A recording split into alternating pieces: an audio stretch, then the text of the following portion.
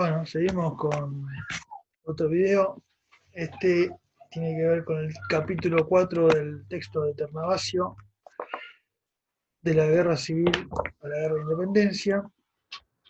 Y, y bueno, nada, empieza diciendo que la guerra que comenzó con el proceso revolucionario de 1810 implicó no solo un importante costo humano, sino costos económicos, ¿no?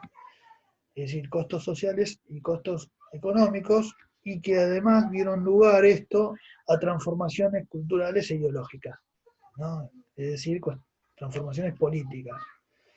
A las transformaciones económicas dio lugar a transformaciones sociales y esto dio lugar a transformaciones políticas.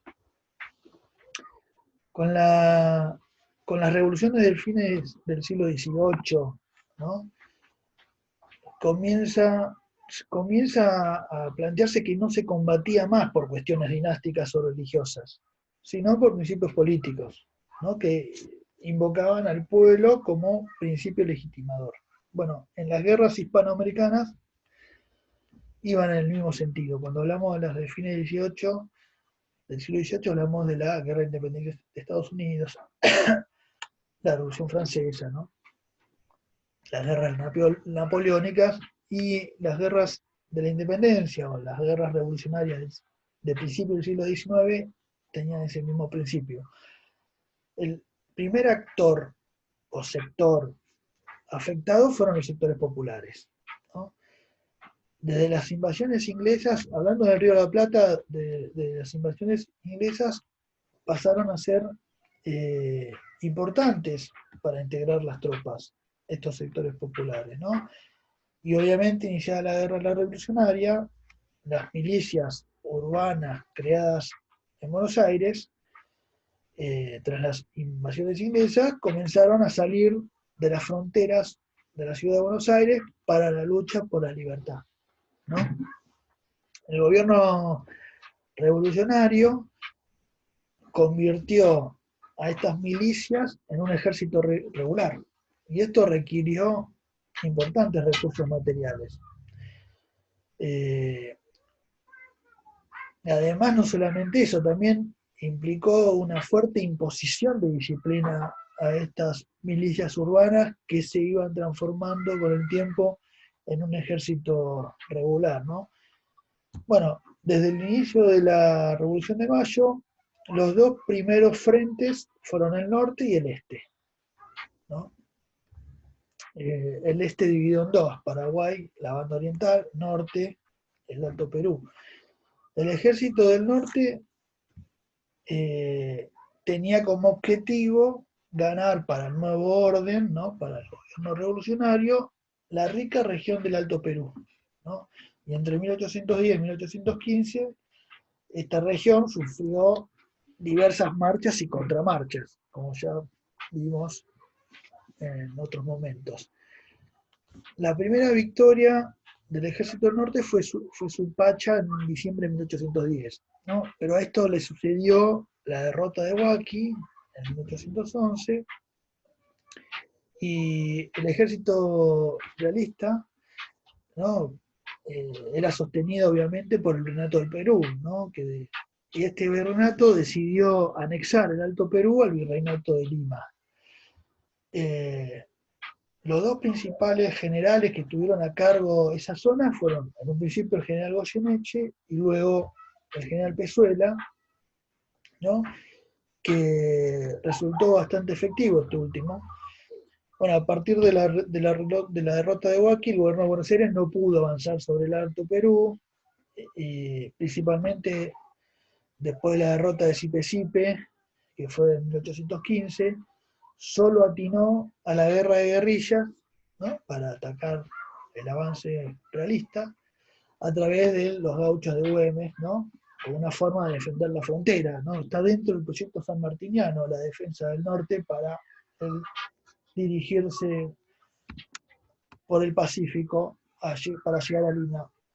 Y esto igual no impidió que los realistas incursionaran sobre Salta y Jujuy, eh, en diversos momentos, ¿no? En diversas oportunidades. Bueno, hasta la victoria definitiva del Alto Perú por parte del ejército bolivariano, ¿no? Al mando del general Sucre. En el Alto Perú resistieron tropas guerrilleras que azotaban a los realistas, ¿no? Y que estaban integrados principalmente por mestizos, por indios, como por ejemplo, bueno, Juana Zurduy y su marido Padilla, que habían muerto en una batalla. El texto después habla de la avanzada patriota eh, sobre lo que es el norte de Sudamérica, ¿no? Con Bolívar a la cabeza, que ya trabajamos ese tema, así que vamos a dejar aparte. Luego incursiona en las conquistas de Chile y Montevideo, ¿no? Entonces, la imposibilidad de llegar al centro realista, es decir, Lima, a través del Alto Perú, fue advertido por San Martín, ¿no? Entonces de ahí surge el proyecto sanmartiniano de Chile-Perú por el mar. Y bueno, el texto dice que San Martín consideró importante cambiar la estrategia, principalmente reconquistando Santiago, ¿no? Que había sido conquistado nuevamente por los realistas en la batalla de Rancagua, y de ahí encaminarse por a Lima por barco. ¿Cuál fue la primera jugada política de San Martín? Nombrarse gobernador de Cuyo, y desde Mendoza empieza a organizar el ejército de los Andes. A Mendoza habían llegado los exiliados chilenos, ¿no? Después de Rancagua, como por ejemplo Miguel Carrera y O'Higgins. Bueno, y estos se sumaron a la empresa, ¿no? Sin embargo, al poco tiempo se distanció de Carrera, San Martín, pero consolidó su vínculo con O'Higgins. Porredón, como en ese entonces era el director supremo, se comprometió a ayudar, ¿no? En la campaña. San Martín organizó el ejército de 3.000 hombres. En febrero de 1817 se obtiene la victoria de Chacabuco, y eso le dio la entrada a Chile, ¿no? Luego viene la derrota de Campo Rayada, pero logra consolidar la independencia que se había declarado después de la toma de Santiago, con la batalla de Maipú en abril de 1818.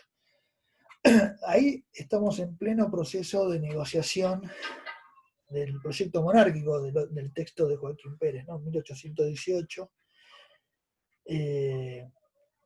porque San Martín estaba dispuesto a llegar a Lima, ¿no? Entonces, como sabemos muy bien, los realistas resistieron, sin embargo, en Chile hasta 1820, ¿no? Pero desde Chile, San Martín pudo organizar, junto a O'Higgins, finalmente la expedición a Perú, bueno, que partió en agosto de 1820 y culminó con la declaración de la independencia peruana en 1821. Bueno, luego, en julio de 1822, se produjo la famosa entrevista de Guayaquil, ¿no? Entre San Martín y Bolívar. El primero, luego de declarar la independencia de Perú, se nombró protector del Perú, ¿no? San Martín se lo nombra protector del Perú.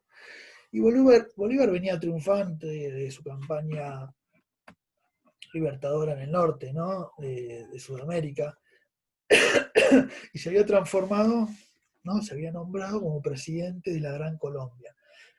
Cuando hablamos de la Gran Colombia, son los territorios que pertenecen a Colombia, Venezuela, Ecuador. Y esta entrevista fue para coordinar, ¿no? Entre estos dos ejércitos, estos dos generales libertadores, la definitiva liberación de América, ¿no? Porque los españoles todavía resistían en el sur de Perú y el Alto Perú. Y bueno, y en esta entrevista se decide el retiro de San Martín, y la continuación de la campaña libertadora quedó a cargo de Bolívar, que junto al general Sucre venció el último bastión realista en la batalla de Ayacucho en 1824. Yendo al Paraguay, ¿no? Que fue otro de las expediciones libertadoras que la primera junta decide. Bueno, la derrota de la expedición de Belgrano en 1811 llevó a esta región al camino autónomo que ya trabajamos, pero lo que más preocupaba a las autoridades porteñas, ¿no? Revolucionarias, era la banda oriental, ¿no? Ya que estaba ahí en Montevideo postada la flota realista. Nosotros vinimos viendo en la clase pasada el movimiento liderado por Artigas, ¿no? Que se inicia con el grito de Ascenso y luego el sitio de Montevideo, pero la invasión portuguesa a la banda oriental, a pedido de las autoridades españolas realistas, llevó a que el gobierno de Buenos Aires y los realistas, sumado esto al avance y la derrota de Huaki en el norte, ¿no? A que se firme un armisticio. En este contexto se produce el éxodo oriental, ¿no? Y las diferencias entre porteños y Artigas comienzan a ponerse cada vez más tensas. Finalmente, en el 14, una fuerza expedicionaria al mando de Alvear tomó Montevideo, pero finalmente esta ciudad quedó en manos de Artigas cuando en 1815 derrota a los porteños en la batalla de Guayabos y organizó en ese año la Liga de los Pueblos Libres, ¿no? Que contaba con el apoyo de las provincias de Misiones, Corrientes, Entre Ríos, Santa Fe, Córdoba y obviamente la banda oriental, ¿no? Por último, como vimos, la invasión de 1816, ¿no? Portuguesa, ¿no? Acordada por las autoridades porteñas, inició el fin, o fue el inicio del fin, del proyecto democrático artiguista. Pero lo importante del texto tiene que ver con, ¿no? Porque esto tiene que ver con la guerra de la independencia a nivel continental. Lo importante del texto tiene que ver con las transformaciones que trajo la guerra de la independencia, las transformaciones sociales, principalmente, y económicas, ¿no? Es decir, comienza hablando un apartado que son los costos de la empresa bélica.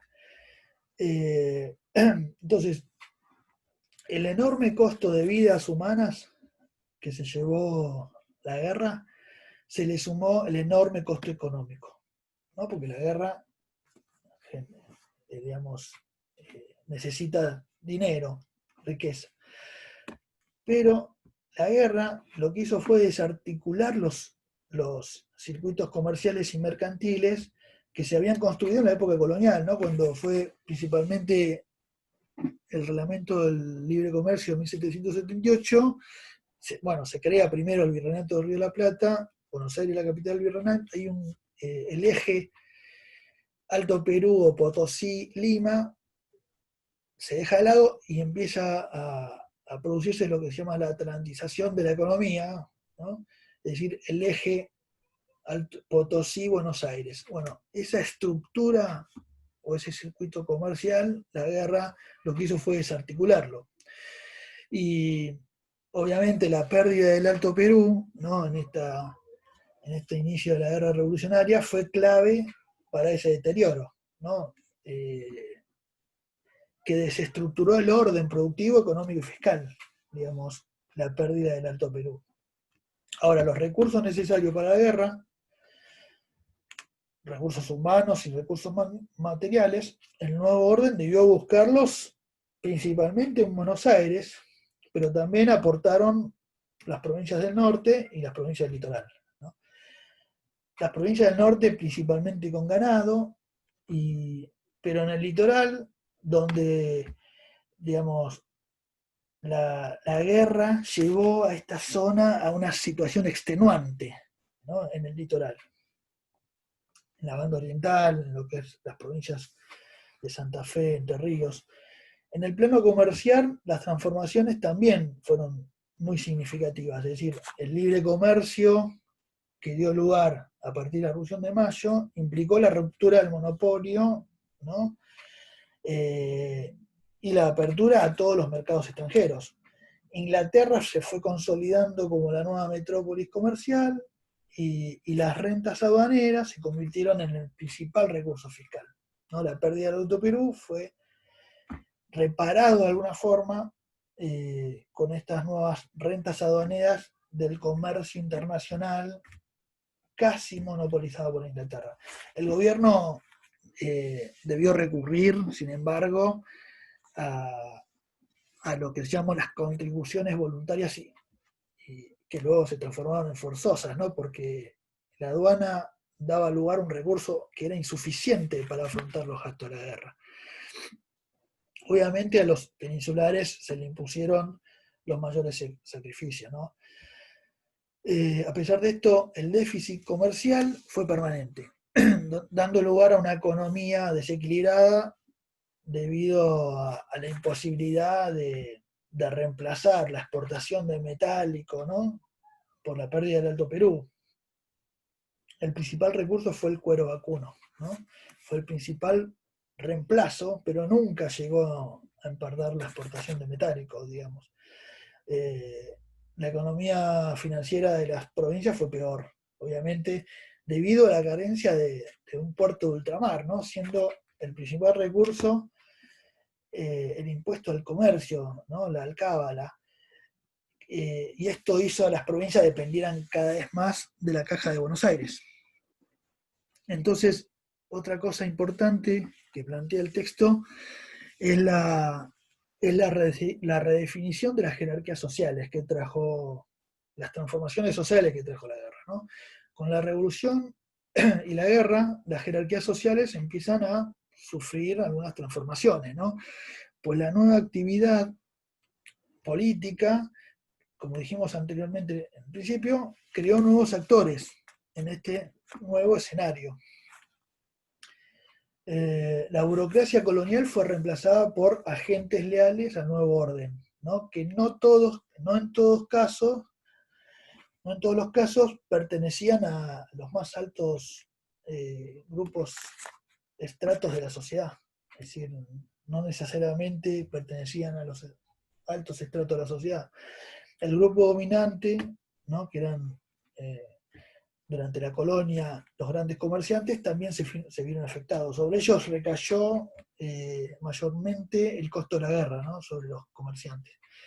Que a su vez, además, como dijimos, digamos, fue desestructurar las principales rutas comerciales.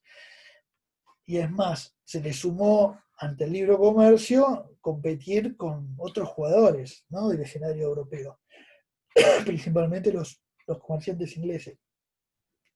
Ahora, el estamento militar se elevó a una nueva jerarquía, ¿no? Social y política en el marco de una creciente militarización producida por la guerra.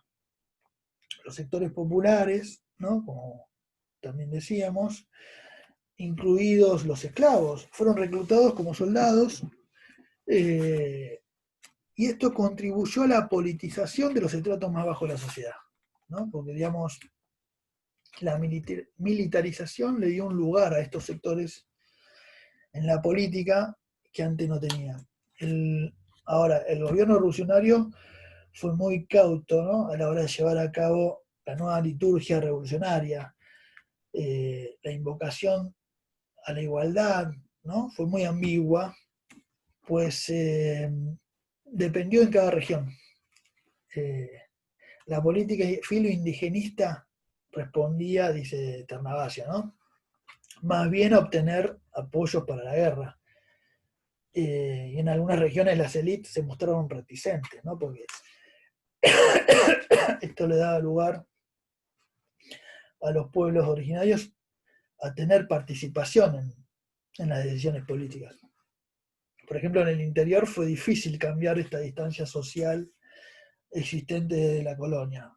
En cambio, en el litoral, donde las jerarquías sociales eran menos marcadas, fue un terreno propicio para avanzar en una política igualitarista, ¿no? El reglamento de tierras de Artiguista es un ejemplo de ello. Bueno, ¿qué más dice el texto? Dice, por ejemplo, en la nueva liturgia revolucionaria, ¿no? Los conceptos de libertad o igualdad. Por ejemplo, la guerra estimuló la difusión de nuevos valores, ¿no? Y el nacimiento de identidades, digamos. Los principios monárquicos comenzaron a ceder con el tiempo, ¿no? En la primera década, eh, ante el concepto de soberanía popular. Y después de una década, ¿no? De guerra revolucionaria, a partir del 20 principalmente, como dijimos anteriormente, en el texto de Joaquín Pérez se ve claramente que en esos 2 años, entre el 18 y el 20, donde claramente el proyecto era la monarquía constitucional, una vez derrotada el gobierno central de Buenos Aires, no se habló más de eso, y digamos, eh, lo que es el proyecto monárquico constitucional fue dando lugar a un proyecto más republicano, ¿no? Entonces, para terminar este tema, después de una década, ¿no? Las autoridades además podían solamente legitimarse a través de un régimen representativo de base electoral, ¿no? La única legitimidad te la daba el pueblo que te elegía. El concepto de patria comenzó a impregnar el vocabulario cotidiano, ¿no? Al mismo tiempo que los conceptos de libertad e igualdad. El concepto de libertad al principio podía invocar a mayor autonomía de la corona o a romper definitivamente. En cuanto al concepto de igualdad, como dijimos antes, la élite dirigente fue muy cauta con este tema, ¿no?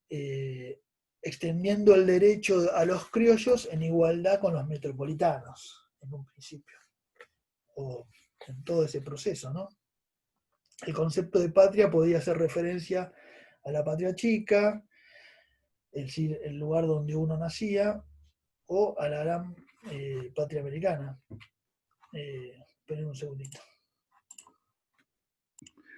Bueno, entonces decíamos que no me acuerdo cómo estamos, con el concepto de libertad. No, el concepto de patria hacía referencia a lo que es la patria chica, pero también